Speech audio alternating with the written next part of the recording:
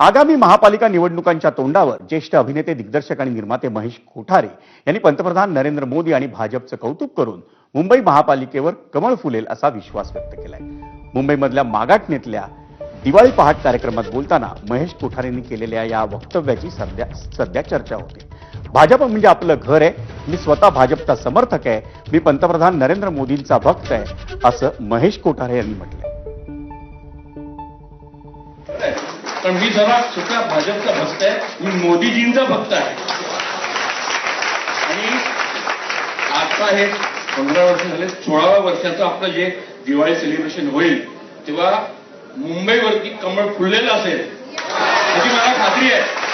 तर तसंच ह्यावेळेला आपल्या ह्या परिसरातून आपला एक कॉर्पोरेटर निवडून देण्यात येणार आहेच, पण तो एखादी सांगता येते, कारण भाजप नवीन नवीन लोकांना संधी देत असते, म्हणून सांगता येत नाही का एखाद्या ह्या वेळेचा